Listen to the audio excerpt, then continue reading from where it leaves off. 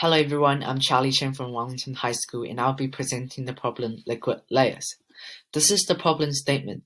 Water and vegetable oil do not mix and form two layers in a beaker. It is possible to fill the beaker with many more layers of immiscible fluids. How many layers can you obtain?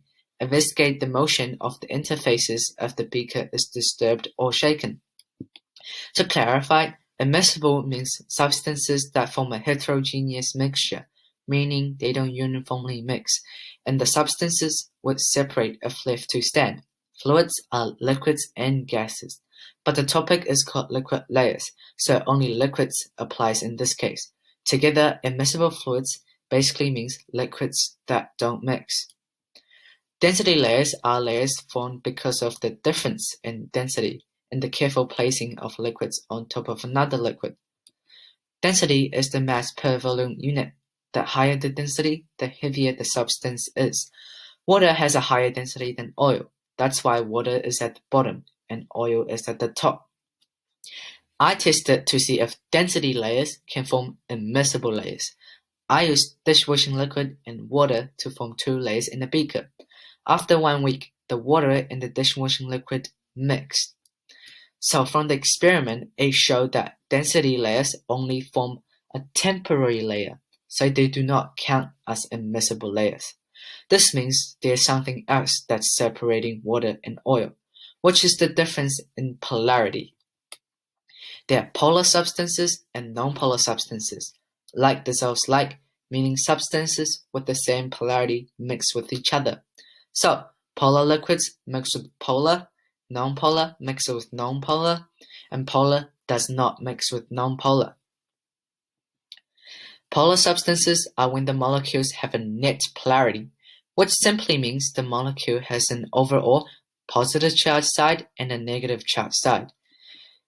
Polar molecules attract each other because of the opposite charge. This strong and permanent force of attraction between two polar molecules is called the dipole-dipole force, which causes them to mix.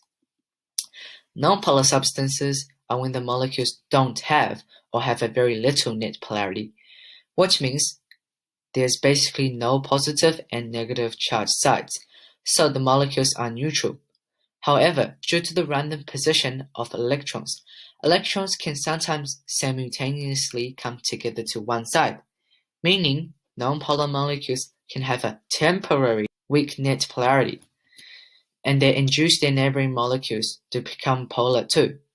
This weak attraction generated from the non-polar molecules is called the dispersion force. Polar molecules and non-polar molecules do not mix. This is because the dipole-dipole force of the polar molecules is stronger than the dispersion force, which means it's easier for polar molecules to stay together rather than spending more energy to mix with the non-polar, so the process won't happen. This is what the result I think should look like. The beaker should be filled with as many layers as possible with adjacent fluids being immiscible, including oil and water as two layers. For this to work, the fluids must be alternating polarity so they won't mix, and have a density gradient from heaviest to lightest, so that the liquids with the same polarity won't be next to each other and mix. Here's the research I did with all the polar and non-polar liquids with their density. Dishwashing liquid is an amphiphilic liquid. Amphiphilic simply means the liquid has a polar end and a non-polar end. These are fluids I was able to access to, and the density are from my own testing. Here's the graph that represents my table. I test the density by pulling the measuring cylinder on the electronic scale and set it to 0. Then I fill the measuring cylinder up to 10 ml for each fluid and record down the math. Finally, I calculate the density of each fluid using the formula from earlier, mass divided by volume, and compare the research value to check if it is valid.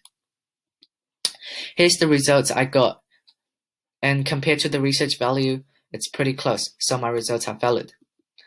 Now, I got the data I need. I put 5 layers in a tube and wait for 5 days. In the end, all the layers stayed separate except for dishwashing liquid and the water. They are mixed, This is expected because the polar end of the dishwashing liquid can mix with the water. That's why water and dishwashing liquid mixed.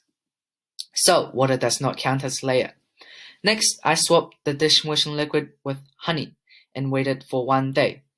In the end, all the layers stay separate, but the honey is mixed with the water, which is expected because water and honey are both polar.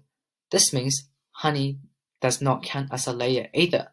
So in the end, I have 4 layers left, and they are all immiscible, which are kerosene, ethanol, canal oil, and water. So now I observe the interface motion. Interface is the boundary between two liquids. I put the adjacent layers together and mix them for 30 seconds. Then I observe the motion of the interfaces. What I found out first is that after being shaken, the interface would disappear, and the liquids would form an unstable in motion. Then, slowly, the interface reforms from the bottom and moves slowly upwards as more of the denser liquids join together at the bottom due to gravity. If left to stand, the liquids will separate eventually and the interface will be back to its original place. Through observation, I found out that the speed of the interface moving is got to do with the density difference between the liquids. So basically, the interface of the water and canal oil move the second fastest. This is because the difference in density is quite big, which is 90 kg per meter cubed. So the liquids can be separated pretty quickly. The interface of canal oil and ethanol move the fastest. This is because the difference in density is very big, 130 kg per meter cubed, so the liquids will separate really quickly. The interface of canal oil and ethanol move the slowest. This is because the difference in density is very little, only 30 kg per meters cubed, so the liquids will separate very slowly.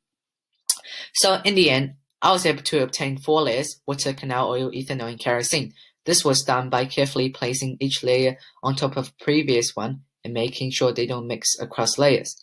Because of the difference in density between each layer, the layers won't change order and will stay separate forever. There can be many more layers, but one of the main limitations I think eventually comes down to density, as the density can't get infinitely heavier nor it can get infinitely lighter.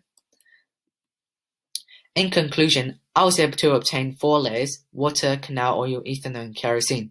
I have explained the theory of why this is possible, covering polarity, density, and immiscibility of fluids. Using this theory, I've also provided a method of creating immiscible layers. Using this theory, I've also identified that density is one of the main limitations on the number of layers. I've also found the reforming of interfaces is formed from the bottom to the top, and the speed of it depends on the density difference between two liquids. And here's my bibliography, the end. Thank you. Now for extract content, I'm just going to simply explain the molecule structure of substances and why they are polar and non-polar. Water molecules.